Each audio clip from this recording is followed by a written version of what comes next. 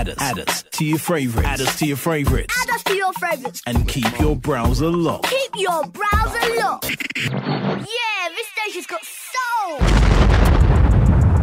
Yo, we back. It's AZUR Radio, Arizona Underrated Radio, and I am DJ Cash. It's DJ Cash. So, before break, we was talking about, the baby situation. We was talking about the 42 Doug situation. You know what I'm saying? What's been going on local Tucson, Arizona? Bruh, man. There was a somebody that I knew. And I mean, there was somebody that I actually knew that was involved in something. Somebody that I didn't go to high school with him, but my family went to high school with him and ran track, with this man. And he guess he had some mental issues. Yeah, he seemed like pretty solid cat. You know what I mean? When I was, hanging out with him and everything, but obviously I ain't seen a man in probably over a decade. You know what I mean? But yeah, man, he something happened with him and his baby mama, some type of domestic dispute or something. You know what I mean? Like I said, they were going through it, and he lit her house on fire. And then the fire department and EMTs showed up, and he opened fire on the fire department and EMTs to prevent them from putting out, the fire.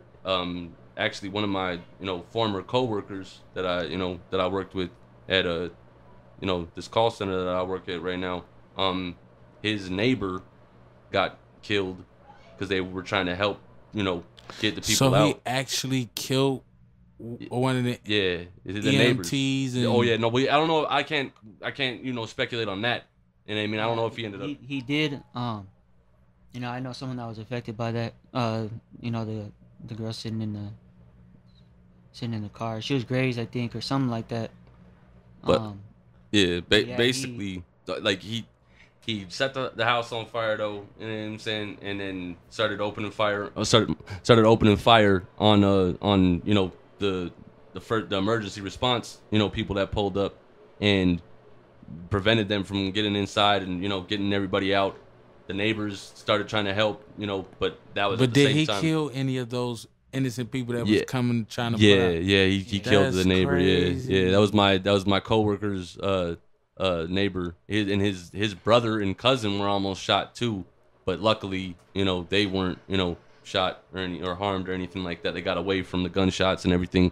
But yeah, man, I knew this gentleman, and it's wild to me to think that, man, this dude was. So did they take him in? Yeah, or no, they shot him. They shot him, and he stayed alive for a little bit in the ER, and then he died in the hospital. So like a couple days later. But very unfortunate situation. Prayers up to everybody, that was involved, and I just, it's one of those things that when it happens, it's like a bad dream, man.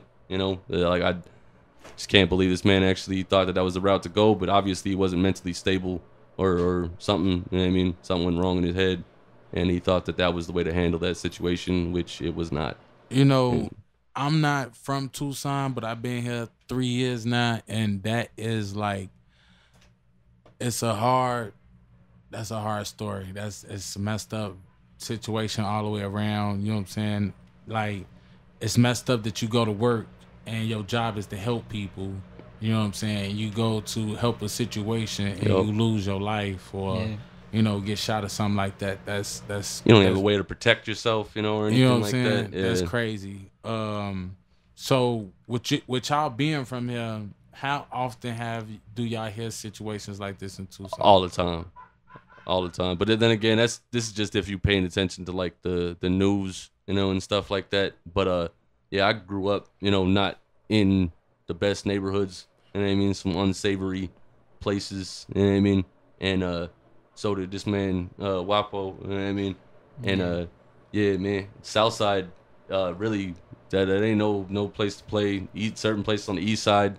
They don't play around. I definitely heard about the south side. Definitely heard about the east side. Yeah, it's everywhere, man. Yeah, even north side, west side. Yeah, it just depends on where you go. It's like I feel like it's like anywhere else that you go in the United States. It just but on the smaller. outside looking in, like me coming from Chicago, moving here, I'm thinking I'm not gonna see none of that or deal with them type of problems or whatever. You know what I'm saying? Then you get familiar.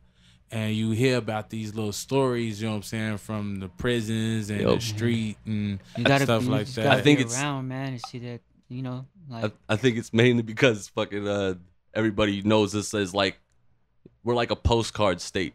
You know what I mean? Okay. You know, like everybody sees us on, like, you know, the setting, vacation, you know, yeah, like, you know what I mean, like, you know, but they don't understand that, you know, the border's right there. Right, you know what I mean? right. Like, you know, so all that drama that's happening across the way, that's going to trickle down, you know, into inner city, Because and stuff like that. I heard some gruesome story. Matter of fact, there was just a house found with like 3-4, you know what I'm saying, bodies sitting in it there, or bro. whatever, you Like, know what I'm saying? Yep. Yeah, like, so, I mean, it's crazy, you know what I'm saying, that I understand that it's a tourist, chill, you know, retirement type resort type of place or whatever, and they don't want to promote that stuff, but people need to be aware of their surroundings, and you know what I'm saying, if you don't let people know what's going on, you know what I'm saying, people get caught up in some messed up situations, you know what I'm saying, out here. So don't even involve them, you know, like, just like the situation we were talking about earlier. A lot of you know, sex trafficking, you know, goes down, you know, around here because, again, we right by the border, you know what I mean? So, you know, people get followed in stores and stuff like that. And one thing you know, I ain't trying to tell anybody how to handle that situation, but if you are being, you know, followed in the store by somebody that, you know, you think may possibly want to harm you or your family or something like that, let them know that you see them and put them on blast. You know what I mean? Don't just, you know, be scared and stuff like that. Because, I mean, obviously, yeah, you're scared, but, like, you know, you gotta have speak up on it. Yeah, you, know you gotta have saying? that take flight. You know, they type might of retreat or whatever. Make man, some noise. Go get a sock and put a you know, some canned food and, you know, in the sock and start spinning that, man. You know what I mean? Let that man know, bro, I ain't going out without a fight, bro. Like, you know what I mean? Put some batteries in a pillowcase or something. You know what I mean? Like, you know, but yeah, man. It just it sucks that you gotta, you know, take that route. But that's the only way I feel like situations like that, you know, get, you know, kind of less and less. You know what I mean? Like, you know, you got to really meet them head on, because they ain't scared. You know what I mean? Unless I feel like the world's so messed up, we getting to a point to where it's like it's Hunger Games. Yep. You know what I'm saying? Yes. Like, you have to equip yourself with the knowledge and skill ready for battle. You know what I'm saying? To be aware of your surroundings, protect you and your family. You know what I'm saying? Safe. You gotta make sure you get money, because you know money equals power, and it puts you in a certain bracket, you know what I'm saying, a certain zone, a certain area that, you know what I'm saying, somewhere protects you from all the bullshit, you know what I'm saying, that's going on or whatever, you know what I'm saying. So that's basically what I'm doing right now, you know what I'm saying, just, you know, preparing myself for the future, you know what I'm saying, because it don't seem like life is getting easier or better. It seems like it's getting more tragic. Mm-hmm. You know what I'm saying? But let's change the mood real quick. Change the mode, you know yeah. Change it real quick. Before we get up out of here, you know, we always talk about stuff that you should be on the lookout for, as far as movies and shows like that or whatever. So, what you got for them? Man, I mean, there's a couple of them. Honestly, like that Black Widow just came out on that Disney Plus. You know, you can get that premiere access to that, and then that Jungle Cruise, you know, with The Rock and Emily Blunt or something like that. I like that last name. I wish I had that last name. But the main one that I saw was Venom: Let There Be Carnage. That, me being a comic book head, I played, you know, a lot of Spider-Man games back in the day. On Sega Genesis and stuff. That's the black Spider-Man. Yeah, but yeah, exactly. Yeah, Venom it's the Eddie Brock. You know what I mean, he's the kind of the anti-hero, but he's still he's a villain, but he's not all the way villain. You know what I mean? But this story is just basically about him trying to a good dude in a fucked up situation. Yeah, it's from what I gathered from the trailer was, you know, it was him battling with this symbiote. You know what I mean? It's an alien that took, you know, over his body basically, and he's he don't want him eating people and stuff like that. But that's what makes him Venom, right? Exactly, yeah. And that's why it's like it's a constant battle. Like that's why I like it, because it's like himself. you know, he's battling himself. Battling like a a demon, you know what I mean? Like type thing that like demon, he knows that it's like for a reason, you know what I mean? Because this thing, you know. So it's not but Spider-Man. he's trying to No, they're gonna. So Venom and Spider-Man is two different people. Totally different. Oh, so I thought Venom was Spider-Man when that stuff got Yeah, into no, him. yeah, that's how that movie played that. Yeah, But that was Spider-Man 3 or whatever. You know what I'm saying? Like they kind of touched on that back in the day when Tobey Maguire was still that, you know, the Spider-Man. But I think they're supposed to be crossing the universes and stuff like that. So some, you know, supposedly Spider-Man's gonna, you know, be in that universe. You know what I mean? You know, where he'll end up having to fight Venom or Carnage or something like that. You know what I mean? So I don't know if they're gonna end up using, you know, Tom Holland or, you know, that Garfield, you know what I mean, homie, that played in the one before that. But it just looked dope to me because Woody Harrelson's in it. And Woody Harrelson played, I don't know if y'all ever seen Natural Born Killers. That's like one of my favorite movies, you know what I mean?